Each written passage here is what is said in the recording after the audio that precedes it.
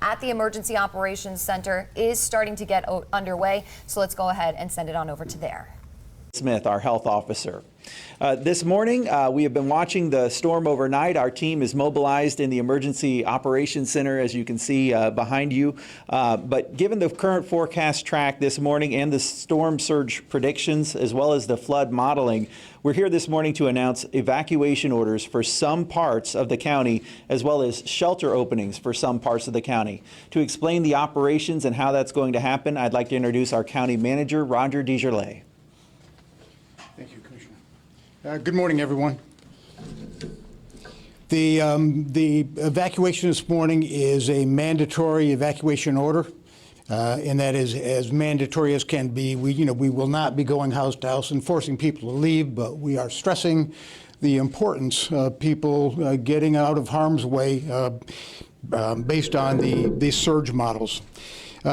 So evacuation will be Zone A. You can look on our website and see exactly where that is, but it is generally all of the low-lying areas that are accustomed to being flooded during the spring tides. And so it's along the coastal area, the barrier islands, and upriver for a ways.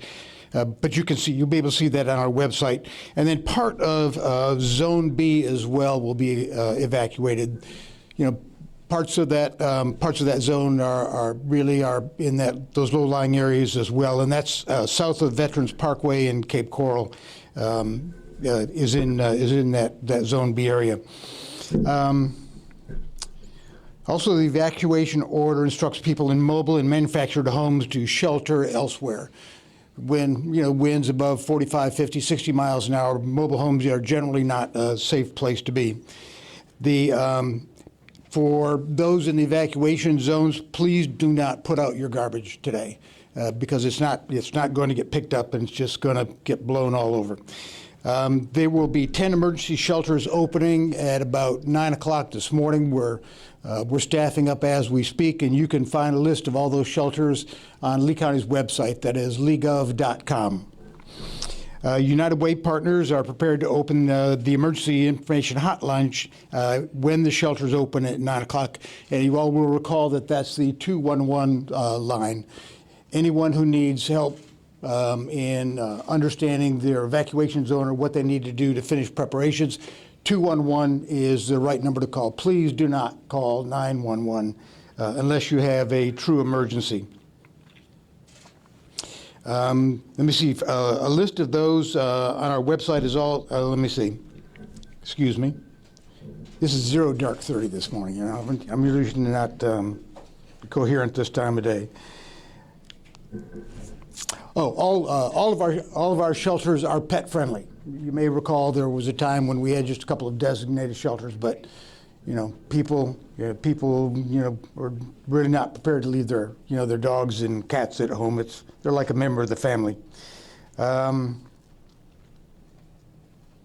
we also encourage these shelters are a refuge of last resort. They are not comfortable, so we'd encourage people as their first choice to see if they have relatives or friends outside of the area that's going to be affected by the storm.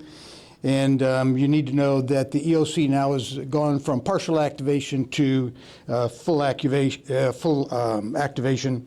and we will continue to monitor the storms throughout the day and provide you the information on any of the changing operations as they occur. I'd like to introduce Sheriff Marcino, please. Thank you, sir. Thank you. Good morning. Thanks for being here today. I just want to get a point across that we are going to feel this storm. How badly is still undetermined. My top priority, as always, is keeping everybody safe during this event. We look at it in 3 ways. It's before the storm, during the storm, and after the storm. And before the storm, we try to get that message out to get your non-perishables, secure your homes, and make sure that you're ready for several days without electric if need be. During the storm is most important. We want you to be at your location. We want you to be safe, and also understand, and we stress the fact that once the winds hit a sustained 45 miles per hour, law enforcement, emergency personnel are not going to respond. So God forbid someone does need 911, A law enforcement officer is not going to respond until it's safe to. I will ensure absolutely the second it's safe, we will begin answering calls immediately without hesitation in priority. Also, don't leave your homes unless you have to. Sometimes things look like they're safe.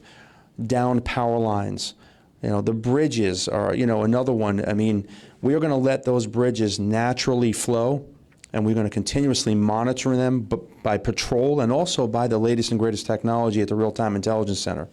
But we want you to stay off the roadways.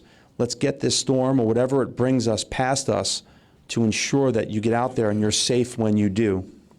The county's done a great job with our shelters. We will be manning the shelters to make sure people are safe. And again, we will get through this. The great residents of this county and the state of Florida, we're no stranger to these storms, but we ask that you work with us and help us make certain that you're safe. And thanks for being here today. We'll take questions if you have them. Yes, ma'am? How much space do we have at these shelters, and what should they not bring? Should people bring? Sandra? Yeah, we feel confident that we're able to adequately support the number of people in the evacuated areas that we feel will be seeking the shelters. And in people who are going to be coming to the shelters, we do ask that you bring any essential supplies, medications. If you're bringing pets, please bring food, a cage for your animals, leashes. We don't have cots at shelters, so please bring something to sleep on, a pillow, and some entertainment, books, because if you do, power goes out, then you can't charge your devices. So just bring anything that you feel that would make you comfortable. Keep in mind that there could be crowding at the shelter, so try not to bring too much stuff. When you enter, you'll get a small area in the shelter to reside in during that time. Yes, ma'am. Before Irma, I believe you issued an order 2 to 3 days before impact. We expect impact tomorrow. Did you kind of consider issuing this order before? What stopped you and what kind of changed overnight? We did consider calling for evacuation yesterday, but given the uncertainty of the path, the timing just wasn't right. And so the current path with the anticipated impacts of the storm meets all the criteria that we use for calling for evacuation. And the areas being evacuated are small compared to the evacuations during Irma. You may recall that Irma covered the entire state with hurricane force winds. This storm was much smaller. We don't expect nearly the same kinds of wind velocities that we saw during Irma. So calling for evacuation today is a perfectly reasonable decision. Stacy? Roger, a lot of new people to Lee County and to Florida. What message do you have for those folks that are new to our state and our county?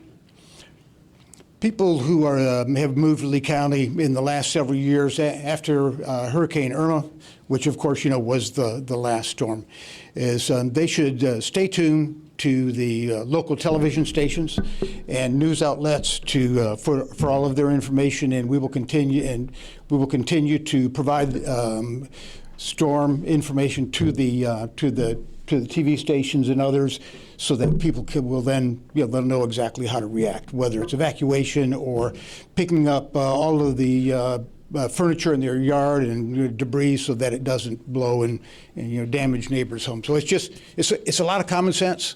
But if you're in the evacuation zone, go ahead and leave. Take your time, but go ahead and leave now. But otherwise, pay attention to the TV stations. Yes, sir. Kevin, what advice do you have for people on Fort Myers Beach or Sanibel that decide not to go? Well, if people on the barrier islands who decide not to go, they do so at their own peril. The best thing they can do is leave. With the kind of tidal surge we're talking about, it would not be uncommon for both islands to be overwashed, and it's a dangerous place to be.